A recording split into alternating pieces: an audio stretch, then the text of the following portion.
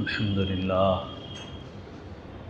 لله نحمده ونستعينه ونستغفره ونؤمن به ونتوكل عليه ونعوذ بالله من شرور أنفسنا ومن سيئات أعمالنا من يهد الله فلا مضل له ومن يضلل فلا هادي له نشهد أن لا إله إلا الله وحده لا شريك له ونشهد أن سيدنا ونبينا ومولانا محمدا عبده ورسوله صلى الله تعالى عليه وعلى آله وأصحابه وأتباعه وأزواجه وذرياته وبارك وسلم تسليما كثيرا كثيرا اما بعد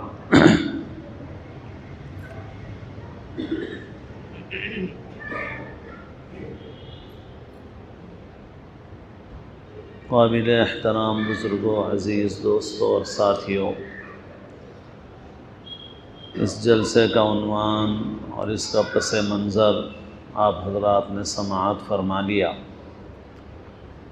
دعا فرمائیے کہ اللہ تعالیٰ اپنے فضل و کرم سے صحیح بات، صحیح نیت اور طریقے کے ساتھ، اور ایسی بات جو ہمارے لیے مفید ہو، ہمارے حالات کے اعتبار سے ضروری اور مناسب ہو، کہنے سننے کی اور عمل کی توفیق نصیب فرمائیں۔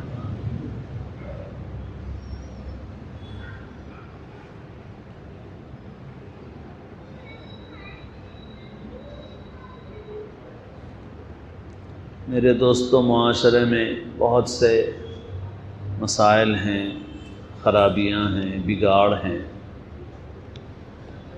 اور ان پر بات کی جائے تو بہت لمبی لمبی باتیں ہو سکتی ہیں، لیکن صرف باتوں سے اصلاح نہیں ہونے والی ہے۔ جو باتیں کام کی ہمارے علم میں آئیں، ان کے مطابق عمل کرنا بھی ضروری ہے، ورنہ پھر یہ باتیں ایک وقت گزاری کا ذریعہ بن جائیں گی۔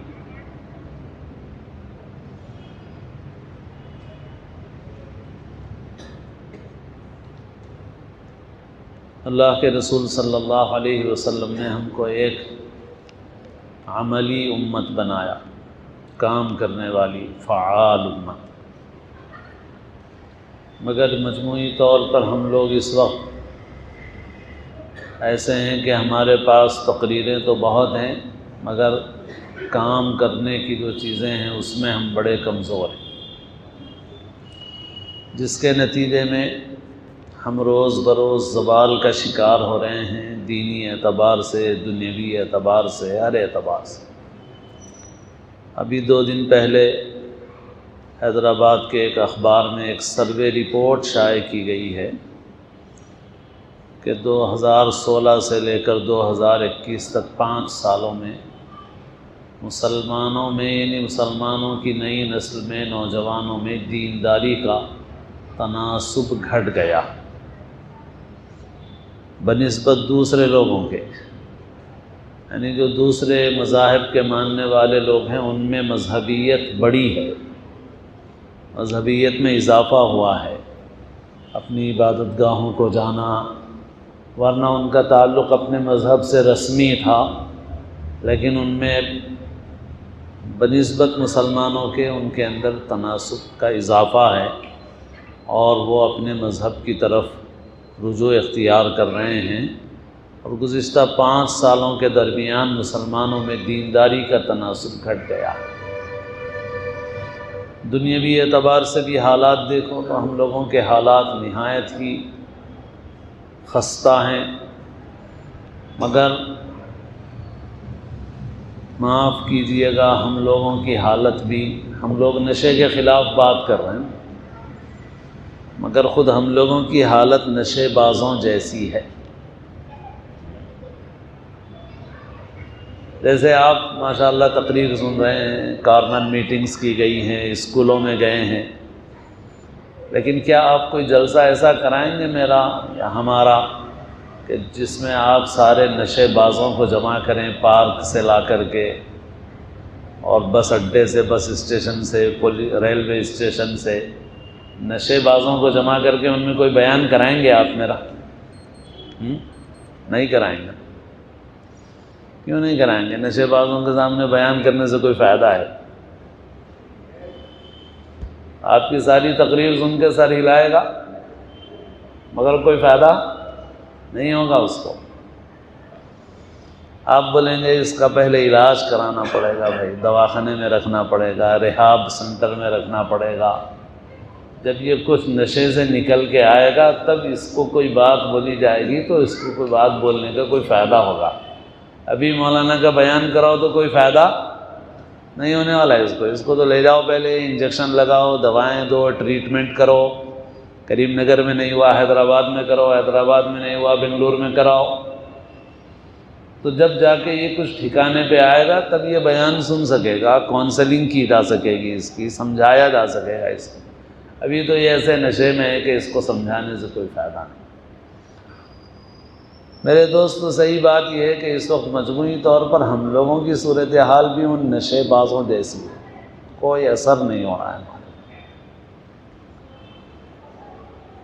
ساری باتیں ہو رہی پھر ہم جیسے کہ ویسے ہی ہیں۔ ہم کو خود اپنی دیکھیے، جیسے نشے باز انسان ہوتا ہے تو اس کو خود اپنی مادی اعتبار سے بھی اپنی حالت کی خستگی کا اسے کوئی خاص احساس نہیں ہوتا۔ مثال کے طور پہ اگر میرے آپ کے کپڑے میلے ہو جائیں، سفر میں کپڑے بدلے ہوئے 4 دن ہو جائیں تو مجھے آپ کو بہت احساس ہوگا، بار بار میں شرمندہ ہوں گا کہ میرے کپڑے میلے ہو گئے، میرے کپڑے پہ دھبا لگ گیا، لوگ کیا سمجھیں گے۔ تو میں اس دھبے کو چھپانے کی کوشش کروں گا، اپنے کو چھپانے کی کوشش کروں گا، صاحب میرے کپڑے میلے ہو گئے ہیں۔ مگر نشے باز کو کوئی فکر ہے؟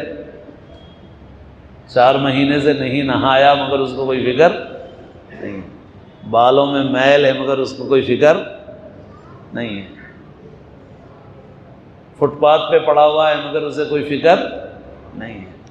اس کو اپنے کپڑوں کے میلے ہونے، بدن کے میلے ہونے اور فٹ پاتھ پہ پڑے ہونے کی کوئی فکر نہیں ہے۔ مست، بس اس کو وہ مل جانا چاہیے، ڈوز اس کا، خوراک اس کی مل جانی چاہیے، بس ختم۔ بس خوراک ملنے تک پریشان ہے وہ، خوراک مل جائے دنیا میں کچھ ہوتا رہے، کوئی پرواہ کی بات نہیں ہے۔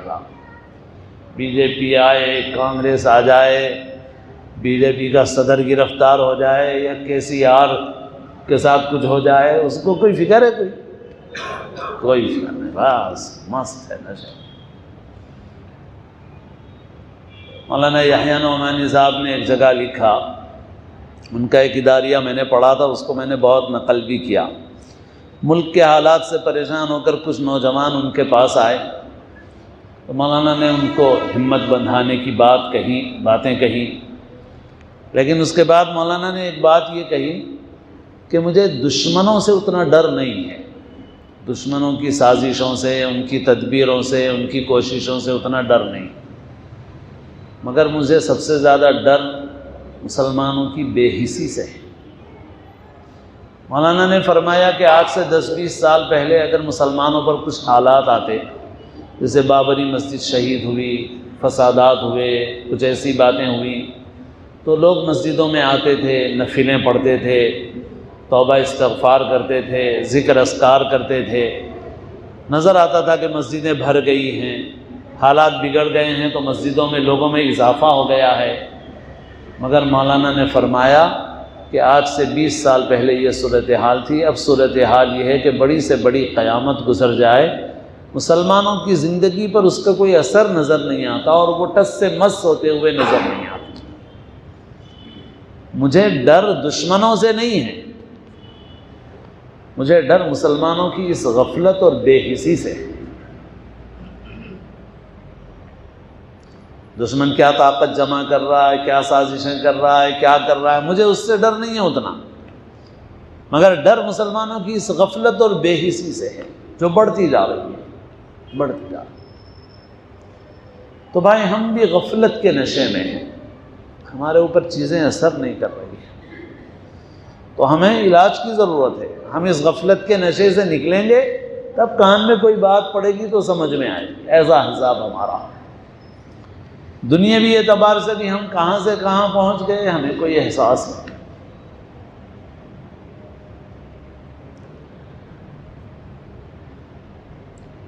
میں آندھرا پردیش کے ایک ایئرپورٹ پہ ایک مرتبہ اترا، چھوٹا شہر ہے، دارالخلافہ نہیں ہے، تو وہاں اترا، چھوٹا سا ایئرپورٹ تھا۔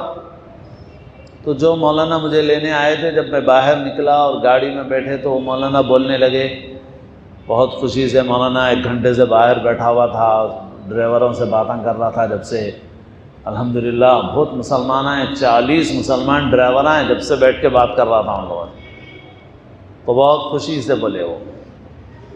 تو میں تھوڑی دیر خاموش رہا، پھر میں بولا مولانا جو چیز آپ خوشی کی سمجھ رہے ہیں وہی چیز ہمارے لیے غم کی ہے، سمجھے آپ؟ 40 ڈرائیوراں مسلمان ہیں، بلکہ خوش ہیں مولانا، ہم بھی خوش ہیں، آپ بھی خوش ہیں، 40 ڈرائیوراں مسلمان ہیں۔ تو میں بولا جو چیز آپ خوشی کی سمجھ رہے ہیں وہی چیز تو ہمارے لیے باعث غم ہے۔ آپ نے یہ نہیں بتایا ایئرپورٹ کے اندر کتنے مسلمان ہیں، کاؤنٹر پہ کتنے ہیں، آفیسرز کتنے ہیں، کسی بڑے پوسٹ پہ کتنے ہیں۔ اب مسلمان اولا اوبر کا ڈرائیور رہ گیا ہے، بس سویگی پہ کھانا سپلائی کرے، زومیٹو پہ کھانا سپلائی کرے، اور اس میں بھی لوگ اتنا تعصب برتے ہیں کہ مسلمان نام دیکھ کے کینسل کر دیں۔ داڑھی والا ڈرائیور دیکھ کے کینسل کر دیں۔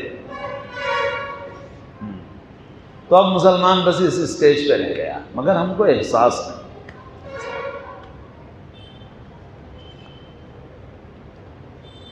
ہمارا گاؤں بھی ورنگل ضلع ہے، ہم آپ کے قریب ہی کے ہیں بالکل، مگر میرے والدین میری پیدائش سے پہلے حیدرآباد منتقل ہو گئے تھے، مگر 7 سال کی عمر میں جا کے 2 سال میں گاؤں میں رہا، اور اس طرح اللہ نے مجھے موقع دیا، میں حیدرآباد بھی اچھا دیکھا بچپن سے، اور گاؤں کی زندگی بھی 2 سال والدہ کے ساتھ رہ کے دیکھا۔ گاؤں میں جو لوگ ہمارے سامنے چپل پہن کے نہیں کھڑے ہو سکتے تھے، بیٹھ کے بات نہیں کر سکتے تھے، جن کی بستیاں گاؤں میں ہمارے محلوں سے، ہماری آبادی سے الگ ہوتی تھی، اور جن کے ساتھ پھر بھی ہم کچھ اچھا سلوک کرتے تھے، ان کی ذات کے، بڑی ذات کے لوگ تو ہم سے بھی زیادہ بدتر سلوک کرتے تھے، جن کی کوئی حیثیت اور وقت دنیاوی اعتبار سے نہیں تھی۔ آج تعلیم میں ان کا پرسنٹیج ہم سے زیادہ ہے اور ہم ان سے پیچھے اور نیچے ہیں، سمجھے آپ؟ جو ہمارے گاؤں میں ہمارے خادم تھے، آج اگر ضرورت پڑے گی شہر میں کسی کام کے لیے جانے کی تو وہ ہمارے آفیسر ہیں، ہم ان کے سامنے منت سماجت کرتے ٹھہرے ہوئے ہیں، یہ حقیقت ہے۔ ہمارے بچپن میں حیدرآباد میں لمباڑا قبیلے کے لوگ بہت نظر آتے تھے، مرد بھی عورتیں بھی۔ اب تو انہوں نے اپنا لباس چھوڑ دیا تو اس وجہ سے پہچانے بھی نہیں جاتے۔ اب کبھی کبھی ہم لوگ ایسی سفر کرتے ہیں تو کہیں کہیں کوئی بوڑھی لمباڑا عورت ہم کو نظر آ جاتی ہے جو کانچ والے کپڑے پہنے ہوئے ہوتی ہے، ورنہ تو کوئی نظر نہیں آتا۔ لیکن ہمارے بچپن میں حیدرآباد میں بہت نظر آتی تھی ایسی عورتیں، لمباڑا قبیلے کے لوگ۔ میں پوچھتا ہوں بھائی جو لوگ میری عمر کے ہیں ان سے بھی، اور جو مجھ سے بڑے عمر کے ہیں ان سے بھی پوچھوں گا کہ بھئی ہم ہمارے بچپن میں جب آج سے 45 سال پہلے، آج سے تقریباً 45 سال کا عرصہ ہو رہا، تقریباً آج سے 45 سال پہلے ہم جن لمباڑوں کو دیکھتے تھے، ان کے ٹانڈے ہوتے تھے، ان کے محلے جھوپڑیاں ہوتی تھیں، ان کے مردوں میں عورتوں میں کتنے پرسنٹ لوگ تعلیم یافتہ تھے؟ ایک 10% ہوتے تھے ان کے ٹانڈے میں، ان کے محلے میں، یعنی لمباڑوں میں کیا 10 لمباڑے پڑے ہوئے ہوتے تھے؟ 5 پڑے ہوئے ہوتے تھے؟ 0 تھے، 0 تھے۔ شرم کرو مگر اگر احساس ہے تو احساس بیدار کرو آپ اپنا. آج ہر ڈپارٹمنٹ میں موجود ہیں، سمجھے آپ؟ Traffic police who, law and order والی پولیس ہو، میونسپلٹی بلدیہ ہو، آج ڈپارٹمنٹس میں موجود ہیں وہ. آج آپ کے کام ان کے ساتھ اٹکتے اور پھنستے ہیں.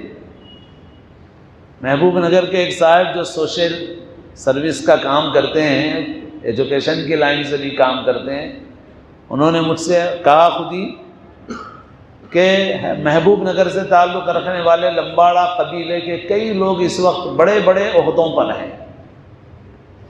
انہوں نے یہ بتایا کہ اسی قبیلے سے تعلق رکھنے والا محبوب نگر کا ایک نوجوان اس وقت، جب وہ ملے تھے 2-4 سال پہلے مجھ سے، تو انہوں نے بتایا تھا کہ اس وقت وہ مغربی بنگال کا چیف سیکریٹری ہے، محبوب نگر سے تعلق رکھنے والا ایک لمباڑا قبیلے کا نوجوان.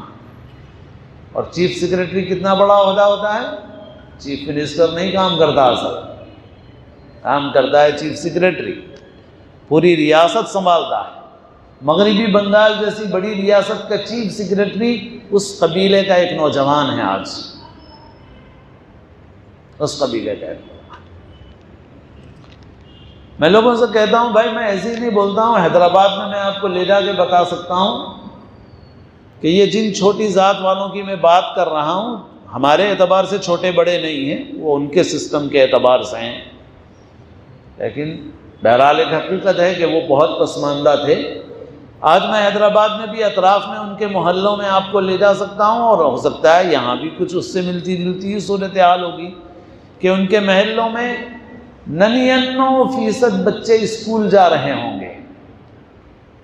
99% بچے، پکی بات بول رہا ہوں میں آپ کو دورہ کرا سکتا ہوں لے جا کے، سلمز کا دورہ کرا سکتا ہوں، اور میں بتا سکتا ہوں کہ دیکھو بھائی یہ ان لوگوں کی بستیاں ہیں، ان کے 99% بچے اسکول جا رہے ہیں،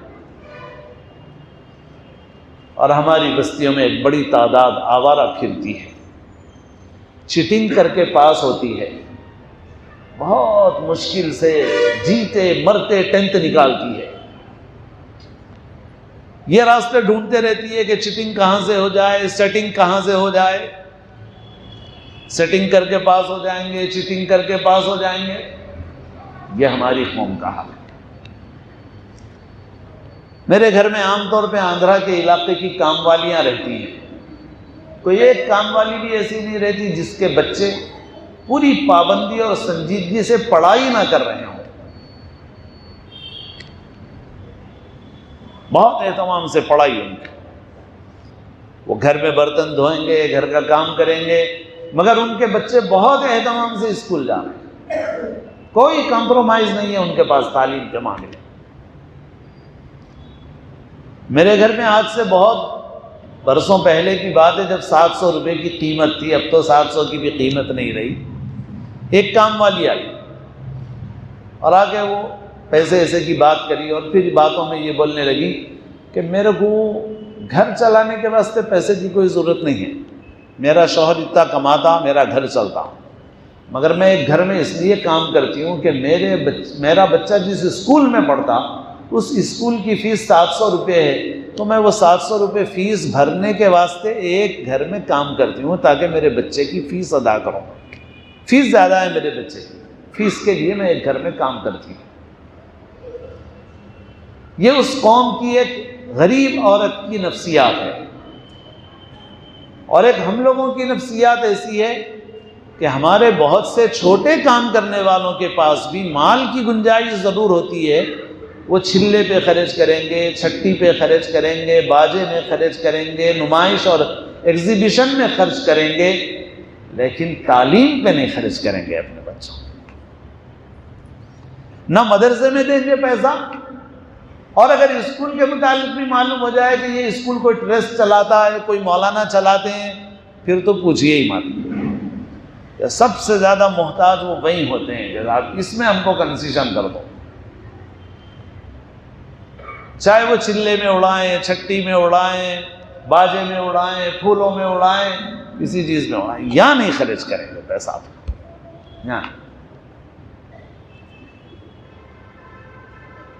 مسلمانوں کو اللہ نے پیسہ دیا، شادیوں کی بات آتی ہے، ہر جگہ آتی ہے۔ میں اور پہلوؤں سے بھی باتیں عرض کرتا ہوں، مگر آج کل میں مسلمانوں سے یہ بھی بول رہا ہوں کہ بھئی کم سے کم دنیا کے اعتبار سے تو سوچو۔ ساری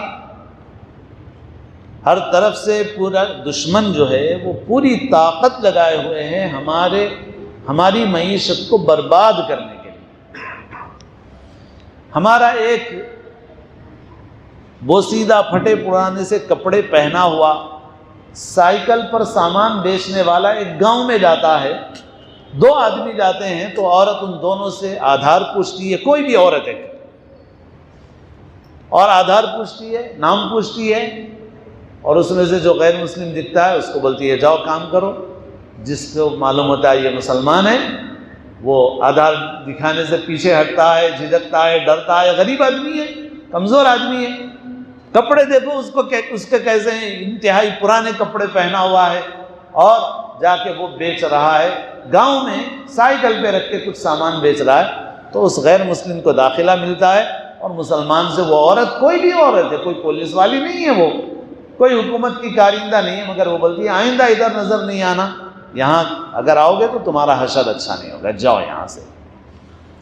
دشمن تو یہ چاہ رہا ہے کہ تمہارا سائیکل بیچنے والا بھی 4 پیسے نہ کمائے، اس کو پیٹ بھرنے کے برابر اس کو روزی نہ ملنے پائے۔ حیدرآباد میں 6 مہینے پہلے ایک مہم چلی سوشل میڈیا پہ، اور بڑا ہنگامہ ہوا۔ مجھے بھی ان لوگوں نے ہی بتایا جو ان چیزوں سے زیادہ تعلق رکھتے ہیں، تو پھر کچھ چیزیں آئیں تو میں نے بھی اس کو سنا۔ حیدرآباد میں مہم یہ چلی کہ میوہ بیچنے والے زیادہ تر میاں بھائی لوگ ہیں، لہذا ان کے خلاف مہم ہے۔ کیا کر رہا ہے مسلمان؟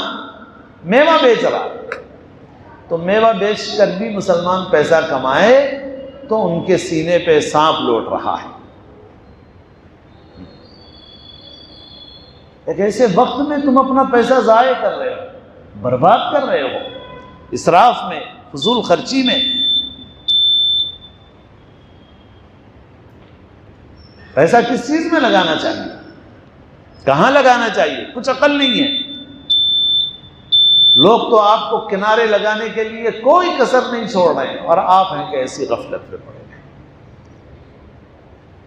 تو میرے دوستو، باتیں تو بہت ساری ہیں، اور بہت سی باتیں ایسی ہیں ماشاءاللہ اتنے جلسے ہوتے ہیں، آپ اتنا سنتے ہیں، اتنا جانتے ہیں کہ کیا ضرورت ہے اور کچھ بولنے کی؟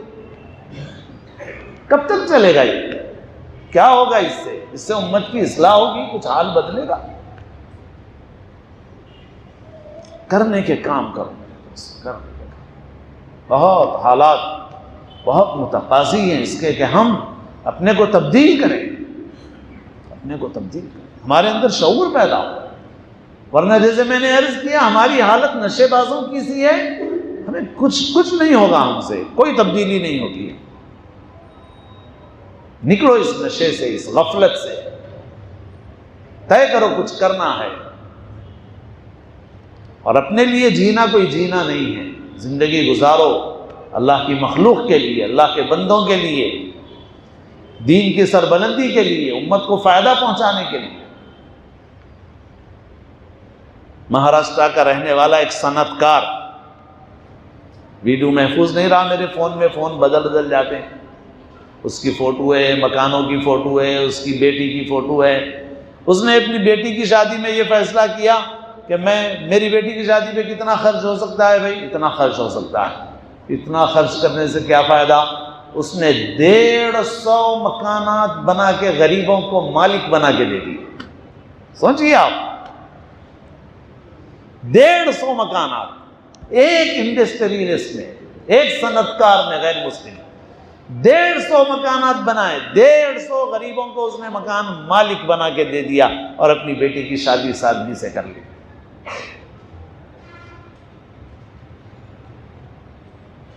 میں کوکٹ پلی کے ایک اسکول کی ایک خاتون اونر ہے، پرنسپل ہے، سب کچھ ہے، اس سے میں مل کے اس سے خود میں نے سنا ہے، اور اس سے ملنے کی کوئی وجہ تھی۔ اس کی اسکول میں ہمارے ایک ساتھی کی گاڑیاں چلتی تھیں، وہ مجھ سے بار بار بولتے تھے کہ آپ مولانا اس سے ملیے، بہت غیر معمولی عورت ہے۔ تو میں گیا ایک بار، اسکول کو بھی دیکھا، اس سے بات بھی کیا۔ وہ لاکھوں روپے ہر مہینہ چیریٹی پہ خرچ کرتی ہے، لاکھوں روپے۔ وہ کہتی ہے میں دوسروں کے نہیں، اپنی جیب کے پیسے خرچ کرتی ہوں۔ یہ اس نے اپنے ٹیب میں مجھے اپنی ایکٹیویٹیز بتائیں۔ سلم بستیوں میں بچوں کی تعلیم کو بہتر بنانے کے لیے وہ پیسہ خرچ کرتی ہے۔ وہ غیر مسلم ہے بہرحال، لیکن اس کا ایک شعور ہے۔ اس نے بتایا کہ میری ایک ہی لڑکی ہے، اس کی شادی کر دی ہے ہم نے، وہ امریکہ میں ہے، یہاں نہیں ہے۔ ہم نے یہ سوچا تھا کہ جب ہم نے اپنی بچی کی شادی کا ارادہ کیا تو ہم نے یہ سوچا کہ اپنی بیٹی کی شادی پہ جتنا خرچ کریں گے اتنا چیریٹی پہ خرچ کریں گے۔ تو اس نے کہا کہ 35 لاکھ روپے خرچ ہوئے تھے ہماری بیٹی کی شادی پہ۔ ہم نے 35 لاکھ کا ایک یتیم خانہ بنا کر کے ایک ٹرسٹ کے حوالے کر دیا ہے وقار آباد کے علاقے میں۔ جگہ بتائی اس نے، فوٹوز بتائی اس نے۔ وقار آباد کے علاقے میں ہم نے 35 لاکھ کا ایک یتیم خانہ بنایا، وہ دے دیا۔ ہر مہینہ وہ جو چیریٹی کا کام کرتی ہے وہ الگ ہے۔ کرناٹک سے تعلق رکھنے والی ایک نو مسلم لڑکی، اس کے والد کا ابھی کچھ دنوں پہلے انتقال ہوا۔ وہ لڑکی تو گھر سے الگ تھی، بہرحال وہ مختلف حالات اس کے۔ وہ لڑکی اپنے باپ کے متعلق یہ کہتی ہے کہ میرا باپ، یعنی اس کو اپنے خاندان کی فکر بھی ہے کہ اللہ کرے ان کو ہدایت ملے یا ہدایت ملتی۔ وہ اپنے باپ کی تعریف کرتی ہوئی کہتی ہے کہ میرے باپ کی بہت اچھی تجارت ہے، زمینات ہیں، میرا باپ اپنی آمدنی کا، ہر وقت اپنی آمدنی کا 30% چیریٹی پہ خرچ کرتا ہے، 30% چیریٹی۔ تو کام وہ کر رہے ہیں۔ ایک بات ہو سکتا ہے ہمارے علماء دوستوں نے سنی بھی ہو مجھ سے، میں جگہ جگہ کہتا ہوں۔ کل حضرت مفتی سلمان صاحب بجنوری دامت برکاتہم کے سامنے بھی تذکرہ ہوا، مفتی صاحب نے بھی فرمایا کہ آپ کے حوالے سے میں بھی کئی جگہ سنا چکا ہوں۔ جب اس ملک کے اندر حالات تبدیل ہوئے تھے 2014 میں، تو 2014 کے الیکشن کے بعد جو بھی علماء آتے تھے، بالخصوص جن سے جو ہماری عمر کے قریب ہوتے یا ان سے بے تکلفی ہوتی، تو میں ہر ایک سے یہی عرض کر رہا تھا اس وقت کہ دیکھو بھائی، ہم لوگ تو جلسے کر رہے ہیں خالی، اور دشمن اپنا ٹاسک پورا کر رہا ہے، اپنے اہداف، اپنا ہدف پورا کرتا جا رہا ہے برابر، اور ہمارا گراف مسلسل نیچے ہوتا جا رہا ہے۔ ہم لوگوں کو بھی کوئی لائحہ عمل بنانا چاہیے، اور اس کے لیے میں ہر ایک کے سامنے روتا تھا، ہر ایک کے سامنے بولتا تھا، جو علماء آتے، جو خاص لوگ آتے، کہ بھائی کوئی لائحہ عمل بنا کے امت کو دیجیے۔ مولانا خالد بیگ ندوی صاحب تشریف لائے تھے، یہ اس وقت کی بات ہے، 2014 کے فوری بعد کی بات ہے۔ تو میں مولانا کے ساتھ ہم ایک گاڑی میں باہر جا رہے تھے، کریک سائٹ ایک اسکول ہے معین آباد کی روڈ پہ، مولانا کی ایک طرح کی نگرانی ہے اس اسکول پہ، ابھی بھی آتے ہیں تو مولانا کا قیام وہیں رہتا ہے۔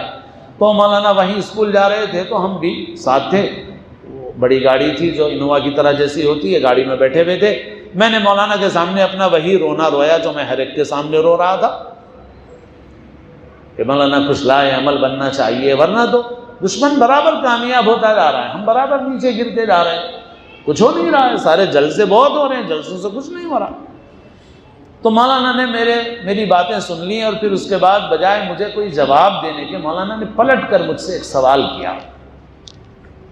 مولانا نے پلٹ کر کے مجھ سے پوچھا کہ مولانا حیدرآباد میں یا تلنگانہ آندھرا میں RSS کا صدر کون ہے، آپ کو نام معلوم ہے کیا؟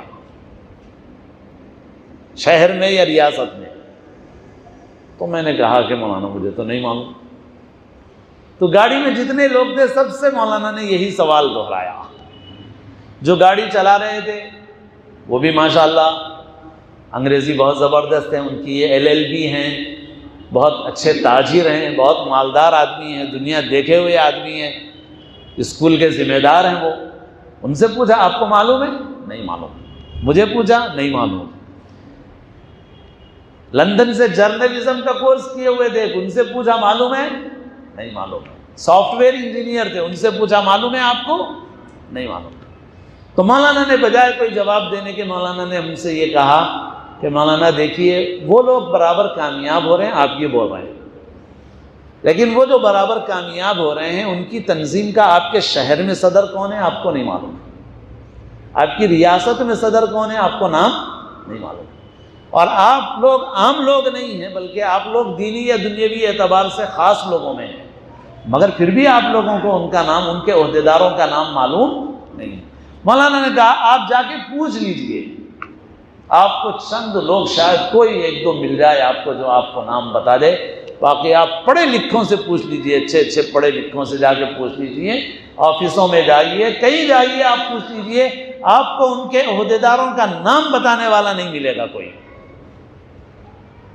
مولانا نے کہا ان کے صرف نیشنل پریزیڈنٹ، قومی صدر کا نام جو ہم بھی جانتے ہیں، آج کل بھی آتا رہتا ہے اخباروں میں، ان کے نیشنل پریزیڈنٹ قومی صدر کا نام بھی بعض وجوہات سے باہر آ گیا، ورنہ ان کے کام کا طریقہ تو یہ ہے کہ ان کے نیشنل پریزیڈنٹ کا بھی کسی کو نام نہیں معلوم ہوتا، وہ تو بعض وجوہات سے باہر آ گیا، ورنہ ان کے کام کا طریقہ ایسا ہے کہ ان کے کام کے اندر اس کے قومی صدر کو بھی آپ نہیں جان سکتے تھے۔ خیر قومی صدر کا نام اخباروں میں چھپتا ہے، آپ جان لیتے ہیں، باقی آپ کے شہر میں، آپ کی ریاست میں، آپ کے اطراف میں جاؤ، عام لوگ نہیں، اچھے اچھے خاص لوگوں سے پوچھ لو، ان کے صدر کا نام آپ کو معلوم نہیں ہوگا، ان کے عہدیداروں کا۔ پھر مولانا نے یہ کہا کہ ہم لوگ کیسے ان کا مقابلہ کر سکیں گے جبکہ ان کا یقین کام پہ ہے۔ میں نے بات شروع کی آپ سے اسی موضوع پر، بھائی حضور نے کام والی امت بنائی، تقریروں والی امت نہیں بنائی۔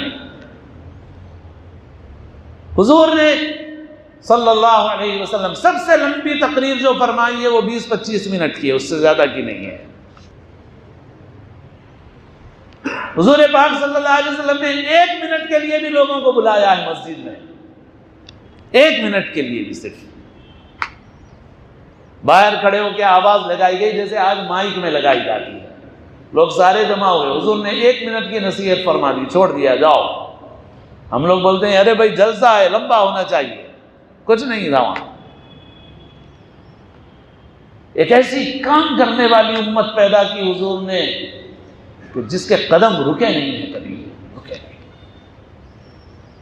لیکن اب ہم غفلت کے نشے میں مدہوش ہیں، ہم کو کانوں کا مزہ چاہیے اور بہت سے مزوں میں گرفتار ہیں، کام نہیں چاہیے ہم کو۔ تو مولانا نے فرمایا کہ مولانا ان کا ہم کیا مقابلہ کر سکیں گے، ان میں ہم میں بڑا فرق یہ ہے کہ ان کا یقین کام پہ ہے، اور ہماری صورتحال یہ ہے کہ ہماری ہر تنظیم میں عہدوں کے لیے لڑائی ہے، ہر ایک یہ چاہتا ہے کہ صدارت میں میرا نام ہو، ہورڈنگ پہ میرا نام ہو، بینر پہ میرا نام لکھا جائے، ہر ایک اسی چکر میں پڑا ہوا ہے۔ دینی تنظیمیں ہوں یا ہمارے دنیاوی سماجی کام ہوں، سب کا حال ایسی ہے، سب کا حال ایسی ہے۔ کام تھوڑا سا کریں گے، نام بینر پہ بڑا رہے۔ انہوں نے کہا ہم ان کا کیا مقابلہ کر سکیں، بس یہی کہہ کے خاموش ہو گئے۔ اور میں بتاؤں آپ کو، مولانا ایک فعال شخصیت ہے، اور کسی کے بھی کام یا کسی کی فکر سے 100% اتفاق کسی کے لیے ضروری نہیں ہے، مگر میرے نزدیک اس وقت میرا اپنا مزاج بولیے جو بھی بولیے، میں لوگوں کو تقریروں سے نہیں جانچتا، ان کی بزرگی ہے، اس کو وہ بھی مسلم ہے، سر آنکھوں پہ ہے، بہت قابل قدر ہے، مگر اس وقت میں دیکھتا ہوں کہ کون کام کر رہا ہے، میرے نزدیک بس اسی کی ہے کام۔ اور میں مولانا خالد بیگ صاحب کے متعلق بولوں گا کہ ایک مرد مجاہد ہے، فعال شخص ہے، فعال شخص ہے، اس کا یقین کام پہ ہے۔ میں ہر طرف یہ دیکھتا ہوں کون ہے جو کام کر رہے ہیں۔ آپ رونا روتے رہیں، بچیاں غیروں کے ساتھ جا رہی ہیں، یہ رونا روتے رہو، بیوہ کا رونا کچھ نہیں ہوگا۔ آپ کوئی ادارہ ایسا چلا رہے ہیں جس میں آپ 200 بچیوں کو اپنے پاس رکھیں، چاہے وہ دینی تعلیم کا اچھا ادارہ ہو یا دنیاوی تعلیم کا ادارہ ہو، تو آپ اپنے 50 سال تقریر میں چیختے ہوئے گزار لو، کوئی فائدہ نہیں ہے، صاف بول رہا ہوں میں آپ سے۔ آپ اپنے 50 سال تقریر میں چیختے ہوئے گزار لو، کوئی فائدہ نہیں ہے، آپ بھی دھوکے میں ہیں، سب دھوکے میں ہیں۔ آپ 200 بچیوں کا ایک ادارہ چلا کے دکھاؤ، آپ اسکول چلا کے دکھاؤ، آپ کالج چلا کے دکھاؤ۔ آج یہ جو ارتداد ہے، اب بات آ گئی تو کہہ دوں میں آپ سے، اس کی مختلف وجوہات ہیں۔ بہت سے زہر ایسے ہیں جو پھیلے ہوئے ہیں، میں کوئی ضمانت نہیں دے سکتا کہ ان کو ہم صرف یہ 1-2 کاموں کے ذریعے کنٹرول کر سکتے ہیں، نہیں ہے، لیکن 2 بڑی چیزیں ہیں جو ارتداد کا سبب ہے۔ 2 بڑی چیزیں، اسباب اور بھی ہیں بہت سارے، اس میں خود اسکول کا تعلیمی نظام ہے، وہ بھی ایک بہت گہرا موضوع ہے، مگر بہت بہت مؤثر ہے۔ سب سے زیادہ یہ تعلیم ہی ایسی ہے کہ اس تعلیم سے ایک ذہنیت ڈیولپ ہوتی ہے، اور وہ ذہنیت دنیا پرستانہ مادہ پرستانہ ذہنیت ہے، اور اس دنیا پرستانہ مادہ پرستانہ ذہنیت کے ڈیولپ ہونے کے بعد ایمان کی، اخلاق کی، ویلیوز اور اقدار کی اہمیت نہیں رہتی، صرف پیسے کی اہمیت رہتی ہے۔ اور یہ چیز، یہ ذہنیت کوئی ابلیس نے آ کے کوئی مجلس نہیں لگائی کہ جس میں جا کے ہمارے بچوں نے اس سے یہ ذہنیت لے لی ہو۔ یہ ذہنیت ہمارے ان اسکولوں کے ذریعے سے ملی ہے جن اسکولوں میں ہم اپنے لخت جگر کو بہت موٹی موٹی فیس دے کے لے جا کے چھوڑتے ہیں، اور برسوں لانے لگ جانے کی تکلیف اٹھاتے ہیں۔ ہم روزانہ پابندی سے وقت پہ اسکول کو پہنچاتے ہیں، وقت پہ لے کے آتے ہیں، نہیں تو ہزاروں روپے کا آٹو لگا کے بھیجتے ہیں۔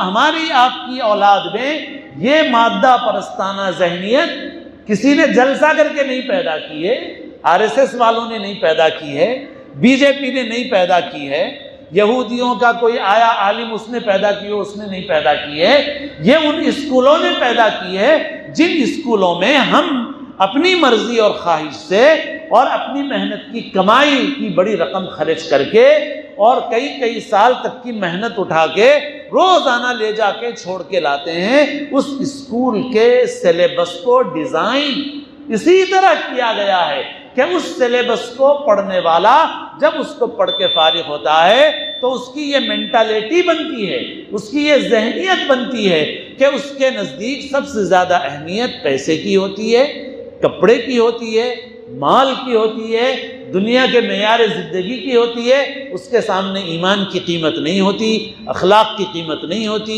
ویلیوز اور اقدار کی قیمت نہیں ہوتی، ان سب چیزوں کا کوئی معنی نہیں ہے اس کے پاس۔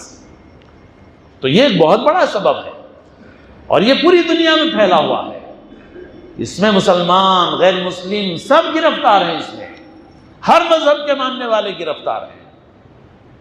یہ تو ایک ایسا زہر ہے جو بہت بہت ایسا جیسے فضا میں آکسیجن ہے اس طرح سے پھیلا ہوا ہے۔ اب اس سے کون کتنا بچے گا اور کس کی قوت مدافعت یعنی ایمانی اعتبار سے کتنی ہے وہ اس پر منحصر ہے، لیکن اور جو ظاہری حالات کے اعتبار سے 2 بڑی چیزیں ہیں جو ہماری بچیوں کے ارتداد کا سبب ہیں۔ ایک ہے تعلیم گاہیں، مجھے فون آیا ایک مرتبہ کہ ایک بچی جو ہے چلی گئی ہے، کچھ وظیفہ بتائیے، شادی کی تاریخ طے تھی اس کے، اور اس کے باوجود وہ بچی بھاگ گئی ہے۔ تو میں نے تفصیل پوچھی، میں نے کہا ٹھیک ہے بتاؤں گا کچھ، مگر پہلے آپ تفصیل تو بتاؤ مجھے، کیوں بھاگ گئی، کیا ہوا؟ تو بتایا کہ ایک غیر مسلم لڑکے کے ساتھ چلی گئی ہے، حالانکہ اس کی شادی کی تاریخ طے ہو گئی، اور جس لڑکے کے ساتھ شادی طے ہوئی ہے وہ لڑکا بھی بہت کھاتا پیتا اور خاندان کا پڑھا لکھا اچھے گھرانے کا لڑکا ہے، کوئی کمی نہیں ہے اس کے اندر، مگر اس کے باوجود وہ لڑکی بھاگ گئی۔ تو میں نے کہا جہاں رشتہ طے ہوا تھا ان لوگوں کو معلوم ہو گیا، شادی جہاں ہونے والی تھی تو بھلے ہو معلوم ہو گیا انہوں کو، تو لڑکی آئے گی تو وہ لوگ شادی کریں گے کیا؟ نہیں کریں گے۔ تو اب کیوں وظیفہ مانگ رہے ہو بلانے کے لیے؟ اب وظیفہ کیوں مانگ رہے ہو بلانے کے لیے؟ پھر میں نے کہا اچھا وہ جو لڑکا جس کے ساتھ چلی گئی وہ اس کے ساتھ کیوں گئی وہ؟ تو کہا کہ اس کے ساتھ پڑھتی تھی اسکول میں، کالج میں۔ میں نے کہا کوئی وظیفہ نہیں ہے۔ ہمارے حضرت محی السنہ رحمۃ اللہ علیہ جیسے فرماتے تھے کہ یہ کتے کا زہر ہے، کتے کا زہر، کتا کاٹا فوری علاج کرا لیے، علاج ہو گیا تو ہو گیا، نہیں انجیکشن لیے 10 سال کے بعد، 20 سال کے بعد، 40 سال کے بعد کتے کے زہر کا اثر ظاہر ہو گیا تو کیا ہوتا ہے اس وقت؟ کتے کی طرح زبان نکال لیتا ہے انسان، ہاتھ پیر ٹیکتا ہے، بھونکنا شروع کر دیتا ہے. اس کے بعد کوئی علاج ہے کسی کے پاس دنیا میں؟ نہیں. اس کے بعد کسی کے پاس علاج نہیں ہے دنیا میں، کوئی علاج نہیں ہے، کسی کے پاس کوئی انجیکشن نہیں ہے، کوئی دوا نہیں ہے. بس اس کو کمرے میں بند کر کے کھانا ڈالو، سال 2 سال جتنی مدت رہی انتظار کرتے رہو، جب وقت آئے گا چلے جائے. تو میں نے کہا بھائی یہ کتے کے زہر کا اثر ہے، اب کوئی وظیفہ پوچھنے سے کوئی فائدہ نہیں. میں آپ سے یہ پوچھتا ہوں کہ وہ بچی اس غیر مسلم کے ساتھ ایک اچھا رشتہ ہونے کے باوجود چلی گئی، تعلیم گاہ سبب ہے اس کا. میرے پاس کئی سال پہلے 3 پوش میں ہی مسجد میں میرے پاس ایک بچہ آیا، نوجوان، دیکھنے میں بھی بہت شریف. اس بچے نے آ کے یہ کہا کہ اب تک میں اسکول میں ٹاپر تھا، مگر اب اس سال میری پڑھائی پوری چوپٹ ہو گئی ہے. میں نے کہا کیوں ہو گئی؟ تو کہا کہ گزشتہ کئی سالوں سے آٹو میں میں اور ایک لڑکی ساتھ جایا کرتے تھے.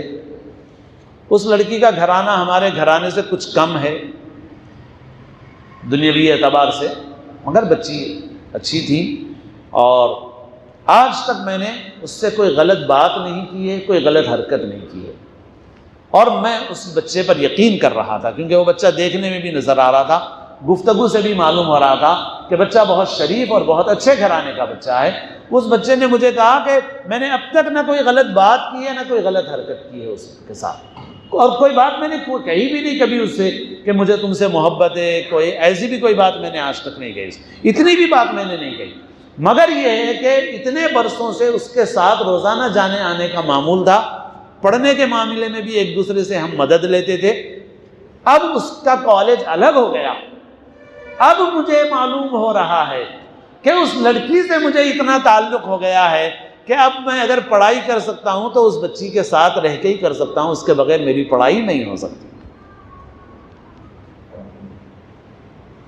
اچھا اس کو بھی پہلے نہیں احساس ہوا کچھ بھی، اب جب اس کی پڑھائی چوپٹ ہوئی اب اس کو احساس ہوا پڑھائی میں دل نہیں لگ رہا. کیوں نہیں لگ رہا ہے؟ تو بھائی وہ بچی ساتھ نہیں ہے تو اس لیے دل نہیں لگ رہا. تو اس نے کہا میں ٹاپر تھا، اب تو پڑھائی چوپٹ ہے، گھر والے سارے پریشان ہیں، اور اگر اس لڑکی سے رشتے کی بات کروں میں تو دونوں کے لیول میں کچھ دنیاوی اعتبار سے ایسا فرق ہے کہ ہمارے گھر والے کبھی قبول نہیں کریں گے، اس کو کبھی قبول نہیں کریں گے، پریشان ہوں گے. میں آپ کو بتانا یہ چاہ رہا ہوں کہ یہ فطرت ہے، وہ بچہ شریف ہے وہ، لیکن یہ ایک فطرت ہے. آپ کسی کے ساتھ زیادہ اٹھیں بیٹھیں، آپ کو اس سے انسیت نہ ہو، یہ ہو نہیں سکتا. اب ہماری جو بچیاں اسکولوں میں پڑھ رہی ہیں، 1 سے لے کے 7 تک، 10 تک، انٹر تک، اور گاؤں کے ان بچوں کے ساتھ ان کی زبان ایک ہی ہے تیلگو، روزانہ ہلو ہائے ہو رہا ہے، کوئی غلط بات نہیں ہو رہی ہوگی، تب بھی ان میں اتنی انسیت پیدا ہو جاتی ہے کہ کفر اور شرک کی نفرت بھی نکل جاتی ہے، مذہب کا فرق بھی ختم ہو جاتا ہے، اور پھر آہستہ آہستہ وہ اتنے مانوس ہوتے ہیں کہ وہ جانے کے لیے تیار ہو جاتے ہیں. یہ بہت بڑا سبب ہے. باتیں اور بھی ہیں مگر میں زیادہ اور تفصیل نہیں کروں گا. دوسرا سبب ہے شادیاں. اب میں ایک عمومی بات، مختلف شادیوں میں بھی اسراف کی جو مختلف شکلیں ہیں ان میں سب میں سے کہتا ہوں، جیسے پلنگ بستر فرنیچر دینا ہو، کھانا کھلانا ہو، بڑا شادی خانہ لینا ہو، مجموعی طور پر پوری شادی. معاشرے میں 3 قسم کے لوگ ہوتے ہیں. ایک معاشرے میں مالدار لوگ ہوتے ہیں. مالدار لوگوں کے پاس اتنا پیسہ ہوتا ہے کہ وہ سب کرنے کے لیے پہلے سے ریڈی رہتے ہیں، بڑی بے چینی سے منتظر رہتے ہیں تاکہ اپنی شان آن بان خوب دکھائیں کہ صاحب ہم کیسی کر سکتے ہیں. تو ان کا کوئی پرابلم ہے کیا؟ آپ لوگ اصلاح معاشرہ بول سکتے ہیں، سیٹھ صاحب بول رہے ہیں میرے کو تو کچھ کرنا ہی نہیں ہے بھائی، میں تو خوب دینے تیار ہوں، میں تو خوب خرچ کرنے تیار ہوں. معاشرے میں ان لوگوں کا کوئی پرابلم نہیں ہے. معاشرے میں ایک وہ غریب طبقہ ہوتا ہے جو بھیک مانگ لیتا ہے، چاہے مسجد میں اعلان کرا لے، چاہے وقف بورڈ سے لے لے، چاہے شادی مبارک اسکیم سے لے لے، اور اونچے لیول پہ ہے تو ذرا رشتہ داروں میں بول بتا کے جمع کر لیتے، سعودیہ میں حیضوں والے کو بولو، امریکہ میں حیضوں والے کو بولو، انہیں 25 بھیجا، انہیں 50 بھیجا، تو وہ سب ملا کے ایسی شادی کرتے کہ میں بولتا ہوں میرے جیسے بہت سارے لوگ ویسی شادی نہیں کر سکتے۔ تو یہ ان غریبوں کا بھی پرابلم نہیں ہے جو مانگ لیتے ہیں، اور ان امیروں کا بھی پرابلم نہیں ہے جن کے پاس بہت کچھ ہے خرچ کرنے کو۔ سمجھ رہے ہیں آپ بات کو؟ خالی تقریریں مت سنیے، کام کی بات سمجھیے۔ معاشرے میں سب سے زیادہ مڈل کلاس کا وہ متوسط طبقہ ہوتا ہے کہ جس متوسط طبقے کے پاس نہ اتنا ہے کہ ماحول کے اعتبار سے خرچ کر سکے، اور نہ وہ ایسے ہیں کہ لوگوں سے بھیک مانگ سکیں، کسی سے سوال کر سکیں۔ معاشرے میں سب سے زیادہ یہی مڈل کلاس کا متوسط طبقہ ہے۔ اب یہ طبقہ بھیک نہیں مانگے گا، کسی سے کر بھی نہیں سکتا شادی۔ کیا کرنا ہے بھئی؟ اب مجبوراً بچی کو بھیجنا ہے ہاسپٹل میں، ریسپشنسٹ بنا کے، نرس بنا کے، شاپنگ مال میں سیلز گرل بنا کے، آفس میں، سافٹ ویئر کمپنی میں، دکانوں میں بھیجو۔ یہ باپ خوشی سے بھیج رہا ہے، آپ لوگ بڑے ناراض ہوتے ہیں ماں باپ پہ۔ معاشرے کے سرکردہ لوگوں، اس باپ سے پہلے تمہاری گردن پکڑی جائے گی، یہ سمجھ لو اچھی طرح سے۔ مجھے یہ بتاؤ کہ اس مڈل کلاس کے طبقے کا کوئی باپ اپنی خوشی سے اپنی بچی کو بھیجے گا ہاسپٹل میں کام کرنے کے لیے، شاپنگ مال میں کام کرنے کے لیے، آفس میں کام کرنے کے لیے؟ وہ اس لیے بھیجتا ہے کہ نہ رشتوں کے کوئی آثار ہیں اور نہ گزارے کا کوئی اور انتظام ہے، تو سوائے اس کے کوئی راستہ نہیں ہے کہ 10 سال 5 سال پتہ نہیں کتنا انتظار کرنا پڑے۔ جاؤ بھیجو اس کو، کما کے لائے تو گھر بھی چلے گا، ورنہ پیٹ کی آگ بھی کہاں سے بجھے گی؟ اور پھر وہ جو آئے گا اتنا بڑا منہ کھول کے، تو اس کا منہ بھرنے کے لیے بھی تو جمع کرنا ہے۔ یہ کما کے بھی لائے گی تو روکھی سوکھی کھائیں گے، اور جمع کر کے جوڑ جوڑ کے سونا پیسہ جمع کریں گے، تاکہ وہ ایک بڑا لٹیرا ظالم آئے گا، داڑھی والے بھی ساتھ ہوں گے اس کے، اور قاضی صاحب کا خطبہ بھی لے کے آئے گا، چور ظالم، اللہ اور اس کے رسول کا نام بھی لے کے آئے گا۔ تو یہ اس لیے بھیج رہا ہے، تو پھر وہاں اس کی دوستی کسی غیر سے ہو جاتی ہے، اس کے تعلقات کسی غیر سے ہوتے ہیں۔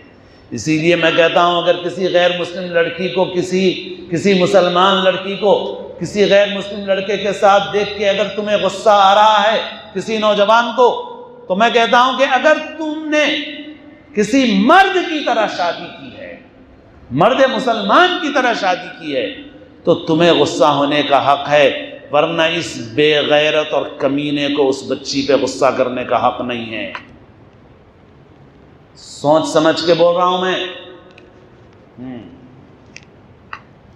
اگر تم نے مرد کی طرح شادی کی ہے، مرد مسلمان کی طرح کی ہے، تب تو تمہیں حق ہے کہ تم اس بچی کو کسی غیر کے ساتھ دیکھ کے ناراض ہو، ورنہ تم بے غیرت کمینے ہو،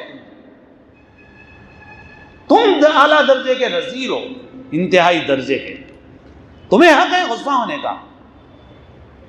تم نے تو بیٹیوں کو اس مقام پہ پہنچایا ہے، اور وہ بڑے اور بزرگ بھی جو اخبار دیکھ کے خبریں سن کے افسوس کرتے ہیں، ارے افسوس بچیاں کہاں جا رہی، ان سے بھی بولتا ہوں یہ ڈرامہ ڈھونگ بند کر دو۔ چہرے پہ آپ کے داڑھی ہوگی بہت بڑی، نفلیں بھی بہت پڑھتے ہوں گے، مگر یہ ڈھونگ ڈرامہ بند کر دو۔ آپ کو افسوس نہیں ہونا چاہیے، وہ بچی جا رہی ہے، آپ افسوس مت کیجیے، آپ کو امت کی بیٹیوں کی کہاں فکر ہے؟ آپ کو تو صرف اپنے بیٹے کا کاروبار، اس کا سودا کرنے کی فکر تھی آپ کو غم ہے، آپ کو افسوس ہے، آپ کو افسوس ہے کہ بچیاں کہاں جا رہی ہیں۔ آپ جیسے لوگوں نے تو ہماری بچیوں کو اس مقام پہ پہنچایا ہے، یہ بچی اور اس بچی کے باپ سے زیادہ قصوروار تم ہو، اس بچی سے اور اس بچی کے باپ سے زیادہ قصوروار تم ہو۔ تو میرے دوستو بات میں سے بات نکلی، میں عرض کر رہا تھا آپ سے کہ آپ تعلیم کی لائن سے 200 بچیوں کا انتظام کر لیں، 500 کا انتظام کر لیں، آپ نے کام کیا، ورنہ 50 سال تقریروں میں گلا پھاڑو، تم نے کچھ نہیں کیا، کوئی فائدہ نہیں ہے تمہارے گلا پھاڑنے سے، کچھ نہیں، کرو کام، کام کا وقت ہے، کام۔ اور اس مسلمان کے پاس شادیوں کے لیے تو پیسہ ہے، اسکول قائم کرنے پیسہ نہیں ہے، بہت بڑا فقیر ہے۔ کسی حکومت سے امید مت رکھو، کوئی مائنارٹی ہاسٹل تمہارے فائدے کے لیے نہیں قائم کیا جا رہا ہے، اچھی طرح سمجھ لو۔ ابھی نتیجے تھوڑے تھوڑے آ رہے ہیں، آئندہ اور آئیں گے، جب سمجھ میں آئیں گا آپ کو، جب آپ کو سمجھ میں آئے گا کہ مائنارٹی ہاسٹل آپ کے فائدے کے لیے تھا کہ کائے کے لیے تھا۔ آج سے 5-6 سال پہلے بھی جب میں گیا تھا تو جو لوگ ریٹائر لوگ کام کر رہے تھے وہ لے کے گئے تھے مجھے، اور انہوں نے اسی وقت بتایا تھا کہ اب ہم لوگ آؤٹ سورس پہ کام کر رہے ہیں، مگر آئندہ پبلک سروس کمیشن سے جب سلیکٹ ہو کے ملازمین آئیں گے تو وہ مسلمان ہوں گے، یہ ضروری نہیں ہے، وہ مسلمان ہوں گے۔ اور اب نظر آ چکا ہے اور ابھی اور مزید نظر آئے گا تھوڑے دنوں بعد آپ کو۔ تو آپ کے بچوں کی اور بچیوں کی تربیت کون کرے گا؟ سمجھ لو۔ اس لیے کسی کی بھیک کے بھروسے پہ مت رہو، کسی سے توقع مت رکھو، اپنے ادارے چلاؤ، اور اپنی بچیوں کو اور بچوں کو۔ مولانا محمود مدنی صاحب دامت برکاتہم کا بھی ایک بیان آیا تھا، بہت بار بار سنانے کا بھی ہے وہ۔ مولانا نے فرمایا تھا کہ اس ملک میں مسلمان 20 سال کے لیے 1 پوائنٹ ایجنڈا بنا لیں، تعلیم تعلیم تعلیم، مگر دوستو تعلیم دین اور ایمان کی حفاظت کے ساتھ، تعلیم وہاں نہیں جو کمیلا ہے ہمارے بچوں کے لیے، ان کے ایمان کے لیے سلاٹر ہاؤس ہے۔ ہم کو اپنے انتظام کرنے ہیں، اپنے ادارے قائم کرنے ہیں، اس وقت کرنے کا بہت بڑا کام ہے۔ اور اگر یہ نہیں کریں گے ہم، بعض دوستوں نے ابھی تھوڑے دن پہلے بھی ایک جگہ خاص مجمع بھی تھا، سوال ہوا، میں نے کہا بھائی دیکھو، آپ حالات کے لیے اگر کوئی کوئی ایسا حل ہم سے سننا چاہتے ہیں کہ بھائی ہم بولیں کہ بھائی آپ یہ عمل کر لو، 2 سال میں حالات بدل جائیں گے، 5 سال میں حالات بدل جائیں گے، میں سچ کہتا ہوں ہمارے پاس کوئی فارمولہ اور نسخہ ایسا نہیں ہے، ہم آپ کو کسی دھوکے میں نہیں رکھنا چاہتے۔ قوموں کی زندگی میں 50 برس بھی ایک دن کے برابر ہوتا ہے، آپ نے اگلے 50 برس تک محنت کی تب جا کے آپ کو نتیجہ ملے گا۔ آپ حالات سے ڈر رہے ہیں ختم ہو جائیں گے، نہیں ایسا نہیں ہوگا، انشاءاللہ کبھی نہیں ہوگا ایسا۔ اور جن لوگوں نے کامیابیاں حاصل کی ہیں اس وقت، وہ بھی گزشتہ 70 سال سے کام میں ایسا لگے ہوئے ہیں کہ نام کی کوئی فکر نہیں ہے ان کو، گزشتہ 70 سال سے کام کر رہے ہیں نام کی پرواہ کیے بغیر، تب جا کے نتیجے ملے۔ آپ سمجھ رہے ہیں یہ جو سیاسی پارٹی سامنے نظر آ رہی ہے یہ کر رہی ہے، ارے یہ کچھ بھی نہیں ہے، یہ آپ حقیقت سے بے خبر ہیں۔ آپ سمجھ رہے ہیں ووٹنگ ان کو آ گئے، ووٹ تو ہو گیا ایسا، یہ ایسی نہیں آ گئی۔ آپ سمجھ رہے ہیں اس پارٹی کی حکومت سے ہو رہا ہے، اس پارٹی کی حکومت سے نہیں ہوا، یہ پارٹی نہیں تھی تب بھی ان کا کام برابر ہو رہا تھا، اور یہ نہیں رہے گی تب بھی ہوگا ان کا کام۔ انہوں نے وہ میدان کی محنت کی ہے اور ہم نے وہ محنت نہ کی، نہ کر رہے ہیں، ابھی بھی تقریریں کر رہے ہیں۔ تو میرے دوستو کام، یہ جلسے بہت ضروری ہیں، بہت مفید ہیں۔ بس اب اخیر میں ایک بات کہہ کے اپنی بات ختم کروں گا کہ ان خرابیوں کو دور کرنے کے لیے جو کوششیں کرنا ہے، ماشاءاللہ مجمع ہے، اس میں نوجوان بھی ہیں کچھ، لیکن بڑی تعداد تو دیندار طبقے کی ہوتی ہے، معمرین کی ہوتی ہے، لیکن جس کے اندر بگاڑ ہے ان تک ہماری بات کیسے پہنچے، اس کی فکر کی ضرورت ہے۔ اس کے لیے بات کو بہت مختصر کر رہا ہوں میں، جمعہ کا نظام مضبوط کرو، اپنے بچوں کو بھی جمعہ کا عادی بناؤ۔ جمعہ، میں آپ سے کہوں اللہ نے سرکاری طور پہ ایسا نظام دیا ہے ہم کو، اگر ایک جمعہ کا اہتمام کر لو تو اتنا بڑا فائدہ ہوگا، کسی تحریک سے نہیں ہو سکتا اتنا بڑا فائدہ۔ ایک عیسائی پادری نے، برسوں پہلے پڑھا تھا میں نے کہ ایک عیسائی پادری نے اپنے بڑوں کو رپورٹ کی کہ ہم جو مشنری کا کام کرتے ہیں، مسلمانوں میں ہم کو اتنی کامیابی نہیں ملتی جتنی دوسرے لوگوں میں ملتی ہے۔ تو کیوں نہیں ملتی مسلمانوں میں اتنی کامیابی؟ بہت کم مسلمانوں میں سے لوگ ہماری جال میں پھنستے ہیں۔ تو اس پادری نے چند چیزیں بتائی تھی، اس میں سے ایک ہی ذکر کر رہا ہوں اس وقت۔ وہ یہ کہ اس نے یہ کہا تھا کہ مسلمان 6 دن چاہے دور رہے اپنی مسجد سے، مگر 7ویں دن اپنی مولوی کی کچھ نہ کچھ بات سن لیتا ہے 15 منٹ۔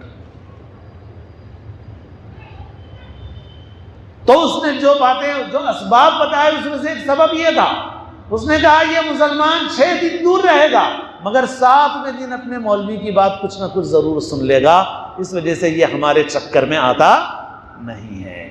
مگر اب مولوی کی بات سننے والے کتنے رہ گئے ہیں، یہ سوچنے کی ضرورت ہے۔ اور ویسے بھی امت میں جمعہ کی شان ختم ہو رہی ہے۔ ملا علی قاری رحمۃ اللہ علیہ کا ایک قول ہے جو مفتی ارشاد صاحب کی کتاب شمائل کبریٰ مدرسوں میں ہوگی، شمائل کبریٰ کی کئی جلدیں ہیں، اس میں سے ایک جلد جمعہ کے عنوان پہ ہے، اس میں ملا علی قاری رحمۃ اللہ علیہ کا یہ قول ملاحظہ فرما لیجئے۔ ملا علی قاری رحمۃ اللہ علیہ نے لکھا ہے کہ اس امت میں سب سے پہلی بدعت جو پیدا ہوئی وہ جمعہ میں دیر سے مسجد آنا ہے۔ اس امت میں سب سے پہلی بدعت جو پیدا ہوئی وہ جمعہ میں دیر سے مسجد آنا ہے۔ لوگ پوچھتے ہیں جمعہ کی نماز کب ہے؟ نہیں، یہ پوچھو جمعہ کی اذان کب ہے۔ اب ہماری نئی نسل جمعہ کا بیان سن رہی ہے کیا؟ میں نامپلی میں جہاں خدمت کرتا ہوں، مجھ سے بہت قریب ایک اسکول ہے، جانتا ہوں میں اسکول سب جانتا ہوں، نام نہیں لیتا، مناسب نہیں۔ اس اسکول میں کافی تعداد بچوں کی، میرے خیال سے 1,500-2 ہزار تک بچے ہوں گے، اندازہ میرا سا، کافی بڑی بلڈنگ ہے۔ تو وہاں کا ایک بچہ مجھ سے، ہم سے ملتا رہا، کئی دن تک باتیں ہوتی رہی۔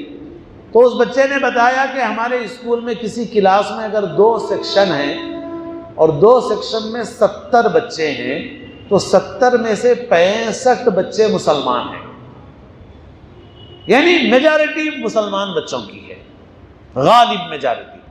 مگر اس کے باوجود ہمارے اسکول میں جمعہ کے لیے جانے کی بھی اجازت نہیں ہے، اندر جمعہ پڑھنے کا بھی پرمیشن نہیں ہے، اندر جمعہ پڑھنے کا ہی پرمیشن۔ تو وہ بچوں کے بعد سرپرست بہت کوشش کرے، اور آپ دیکھیے اس امت کو نقصان دوسروں سے نہیں، اپنے آپ سے زیادہ پہنچا ہے۔ ہم کو کسی دشمن کی ضرورت نہیں ہے، ہم لوگ ہی کافی ہیں۔ اس اسکول کی، اس بلڈنگ کے اونر مسلمان، اور نہ صرف مالدار بلکہ بہت زبردست دبدبے اور طاقت والے آدمی تھے۔ بچوں نے ایک مرتبہ ان کی گاڑی کو گھیرا، ان سے ریکویسٹ کی کہ آپ مینجمنٹ کو بولیے کہ ہم کو صرف آدھا گھنٹہ جمعہ پڑھنے کا پرمیشن دے دو اندر، مگر ان لوگوں نے پرمیشن نہیں دیا، پرمیشن نہیں دیا۔ کچھ لوگ گئے بات کرنے کے لیے، تو اس عورت نے یہ کہا، جو ذمہ دار عورت تھی، صاحب یہ تعلیم کا مندر ہے، اس میں دوسری چیزاں نکو لاؤ، مگر یہ جھوٹ ہے پکا۔ بہت سی ایسی ایکٹیویٹیز ہیں جن کا تعلیم سے کوئی تعلق نہیں ہے، صرف اپنا کلچر تھوپنے کے لیے ہمارے بچوں کو انوالو کر رہے ہیں اس میں۔ اگر ہماری نماز کا مسئلہ آیا تو صاحب تعلیم کا مندر ہے، دوسری چیزیں نکو لاؤ، باقی سب قرارے صاحب جس کا تعلیم سے کوئی تعلق نہیں ہے۔ تو بہرحال اس کے بعد اس عورت نے جو بات کہی وہ کہنا چاہتا ہوں میں سب کو۔ اس عورت نے کہا کہ ہمارے اسکول کا نام غیر مسلموں کا نام ہے، ہمارے اسکول حیدرآباد میں جو چین ہے ان کی پوری، یعنی ایک اسکول نہیں ہے، حیدرآباد میں 50 اسکول ہیں ان کے۔ تو انہوں نے کہا کہ ہمارے اسکولز جب پرانے شہر میں کھلے تھے تو ہم لوگوں کو ڈر تھا کہ پرانے شہر میں ہمارے اسکولوں کو بچے ملتے کی نہیں ملتے کی، کیونکہ ہمارا نام نان مسلم نام ہے۔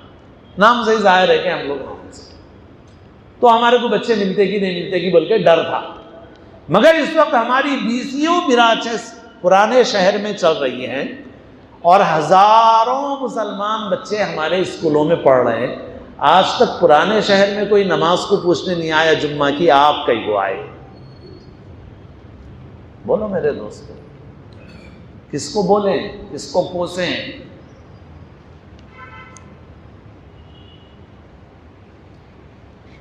آج پرانے شہر میں ہمارے اسکول چل رہے ہیں، ہزاروں بچے پڑھ رہے ہیں، آج تک پرانے شہر میں کوئی جمعہ کا پرمیشن پوچھنے نہیں آیا، آپ نیو سٹی میں کیوں پوچھنے آیا؟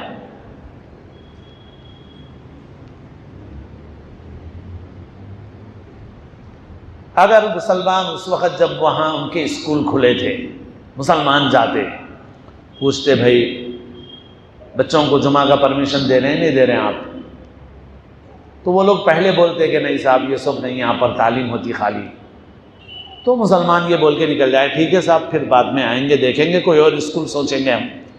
اگر 10-20 واپس ہو گئے تو ان کو چاہیے بزنس، سمجھے آپ؟ ان کو اصل کیا چاہیے؟ بزنس۔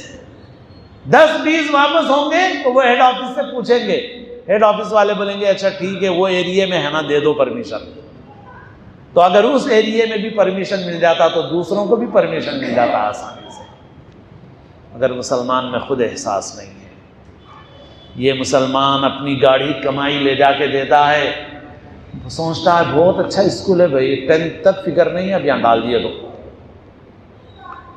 یہاں ڈال دیے تو 10 تک اب ٹینشن ہی نہیں ہے 10 تک۔ ہاں ایک بیک جنبش قلم، ایک سگنیچر کیا آپ نے اور ایک موٹی گڈی دی آپ نے، اور 13 سال کے لیے آپ نے فیصلہ کیا کہ میرا بچہ صرف اسی دن جمعہ پڑھے گا جب اسکول والے چھٹی دیں گے۔ اسکول نے نہیں کیا ڈیسیشن، اسکول نے نہیں لیا ڈیسیشن، آپ نے لیا ہے۔ آپ نے بیک جنبش قلم، بہت اچھا اسکول ہے بھائی، 10 ہوئے تک پرواہ نہیں ہے، فکر نہیں ہے، آپ نے 13 سال کے لیے فیصلہ کیا ہے کہ میرا بچہ جمعہ اسی دن پڑھے گا جس دن اسکول والے چھٹی دیں گے، ورنہ نہیں پڑھے گا۔ میں خالص مسلمانوں کی آبادیوں میں اسکولوں کے سامنے سے گزرتا ہوں، مسجدوں کے بازو اسکول ہیں ان لوگوں کے، اور نرسری LKG UKG کے بچوں کے لیے میوزک لگی ہوئی ہے، باہر تک آواز آ رہی ہے۔ ہم 3 سال کے بچے کو لے جا کے چھوڑیں گے، بچی کو لے جا کے چھوڑیں گے، اور 3 سال سے لے کے 6 سال تک کی عمر اتنی اہم ہے کہ کچھ پوچھئے مت آپ۔ اس عمر میں ہم نے لے جا کے چھوڑ دیا اس اسکول میں، وہاں ڈانس، میوزک اور آوازیں اتنی کہ باہر تک آ رہی ہیں۔ آپ بڑے خوش ہیں کہ میرا بچہ اچھے اسکول میں پڑھ رہا، میری بچی اچھے اسکول میں پڑھ رہی ہے۔ اگر اس کا دین اور ایمان داؤ پہ لگ جائے تو کوئی اور ذمہ دار نہیں ہے، ہم ذمہ دار ہیں، ہم نے کیا سارا انتظام۔ اور اب میں دیکھتا ہوں کہ غیروں کی آبادی چھوڑ دو، ہریانہ میں گڑبڑ چل رہی ہے چھوڑ دو، میں پوچھتا ہوں خالص مسلمانوں کی آبادی میں جمعہ نظر آتا؟ کریم نگر میں اگر نظر آتا ہوں گا تو بہت خوشی کی بات ہے، میرے کو معاف کر دو بھائی، مگر میں حیدرآباد کو سامنے رکھ کے بول رہا ہوں، پیور مسلمانوں کے محلے 1 گھنٹے کے لیے جمعہ نظر آتا کیا؟ نہیں نظر آتا۔ اور یہ جو ہے نا یہاں 1 بجے، وہاں 1:30 بجے، وہاں 2 بجے، وہاں 3 بجے، وہاں 4 بجے، کسی بھی بڑے عالم اور مفتی سے پوچھ لو، یہ شریعت کے مزاج کے بالکل خلاف ہے، بالکل خلاف۔ باری باری انہیں جا رہا انہیں جا رہا، انہیں سنتیں نہیں پڑھتا، اس کی رکعت چھوٹ جاتی ہے، اس کو خطبہ نہیں ملتا، یہ کوئی جمعہ ہے؟ ہم نہیں کر رہے ہیں عمل، اللہ بھی دشمن مسلط کر رہے ہیں، پڑھنے نہیں دے رہے نماز۔ مگر آ کے ہماری آبادی میں دیکھو نا، ہریانہ والے آئے کیا وہاں، گروگرام والے آئے وہاں پہ، ہم کیا کر رہے ہیں؟ ہمارے جرائم کی وجہ سے اللہ نے مسلط کیا وہ۔ آج مسلمانوں کے محلے میں جاؤ جمعہ نظر نہیں آتا، جمعہ نظر۔ میرے دوستو جمعہ کی شان زندہ کرو، وقت سے پہلے جمعہ آؤ، کوئی بڑا عالم نہ ہو، ماہر خطیب نہ ہو، ٹوٹی پھوٹی سنائے، بات کسی کی شخصیت سے تعلق نہیں رکھتی، دین کی بات ہے، وہ اثر ضرور کرتی ہے، ضرور اثر کرتی ہے۔ وہ ٹوٹی پھوٹی بات اثر کرے گی آپ کو، ہمارے بچوں پہ اثر انداز ہوگی۔ اور ہم اپنے گھروں کا ماحول بنائیں، ٹی وی اور اب موبائل نے تو بس کوئی کسر نہیں چھوڑی، کوئی کسر نہیں چھوڑی۔ بہت کچھ کرنے کی ضرورت ہے، بہت کچھ کرنے کی۔ کل ایک دوستوں کے ساتھ ایک ناشتے پہ کچھ لوگوں نے بلایا تھا، واکنگ کرتے ہیں وہ لوگ، تو میں بول رہا تھا بھائی میں اپنے مالدار دوستوں کو بولتا ہوں فلیٹوں میں زندگی مت گزارو بھائی، بڑا گھر لو، صحن ہونا، بچوں کو فزیکل ایکٹیویٹی کے لیے موقع رہنا۔ اگر ہم وہ نہیں کریں تو بچے اس میں رہیں گے، پھر بچے اسی میں رہیں گے۔ تو بہرحال بہت کچھ انتظامات کرنے ہیں، بہت کچھ کوششیں کرنی ہیں آنے والی نسل کی حفاظت کے لیے۔ بات کافی لمبی ہو گئی، اس لیے میں بس اسی پہ اپنی بات کو ختم کرتا ہوں۔ اور جو کوششیں محنتیں ہو رہی ہیں یہ ان میں آپ حصہ لیں، یہ جلسوں کی ایک مہم ہوئی ہے، آئندہ بھی ہوتی رہے اور تسلسل کے ساتھ یہ کام کرتے رہیں ہم۔ اللہ تعالیٰ ان کوششوں اور محنتوں کو بے حد قبول فرمائے۔ الحمدللہ رب العالمین والصلاة والسلام علی سید الانبیاء والمرسلین۔ یا رب لک الحمد کما ينبغی لجلال وجهک وعظیم سلطانک۔ یا رب صل وسلم دائما ابدا علی حبیبک خیر الخلق کلہم۔ ربنا ظلمنا انفسنا وان لم تغفر لنا وترحمنا لنكونن من الخاسرین۔ ربنا آتنا فی الدنیا حسنہ وفی الآخرۃ حسنہ وقنا عذاب النار۔ اے اللہ اپنے فضل سے، اپنے کرم سے ہماری اور ہر مومن کی مغفرت فرما دیجئے۔ اے اللہ ہماری اور ہر مومن کی تمام جائز حاجتوں کو، مقاصد کو، مرادوں کو پورا فرمائیے۔ اے اللہ ہماری عمر کا جو حصہ غفلت اور معصیت میں گزر گیا معاف فرما دیجئے، جو باقی ہے تقویٰ اور طاعت والی زندگی نصیب فرمائیے۔ اے اللہ ہماری شامت اعمال کی وجہ سے ہمیں محروم مت فرمائیے۔ اے اللہ ہمارے بیماروں کو شفائے کاملہ عاجلہ مستمرہ عطا فرمائیے، پریشان حالوں کی پریشانیوں کو دور فرمائیے، مقروضوں کے قرضوں کی ادائیگی کے غیب سے اسباب پیدا فرمائیے، بے روزگاروں کو حلال روزگار نصیب فرمائیے، بے نکاحوں کو مناسب رشتے عطا فرمائیے، اور سادگی کے ساتھ شریعت کے احکام کے مطابق نکاح کی توفیق نصیب فرمائیے۔ اے اللہ تمام دنیا کے مسلمانوں کے ایمان کی، جان و مال کی، عزت و آبرو کی حفاظت فرمائیے۔ اے اللہ ہر خیر نصیب فرمائیے، ہر شر سے ہماری حفاظت فرمائیے۔ ہم سب کو محض اپنے فضل سے، اپنے کرم سے، اپنے اپنے وقت پر حسن خاتمہ نصیب فرمائیے۔ ربنا تقبل منا انک انت السمیع العلیم وتب علینا انک انت التواب الرحیم، وصلی وسلم علی سیدنا محمد وآلہ وصحبہ اجمعین برحمتک یا ارحم الراحمین۔ سبحان ربک رب العزة عما یصفون وسلام علی المرسلین والحمد للہ رب العالمین۔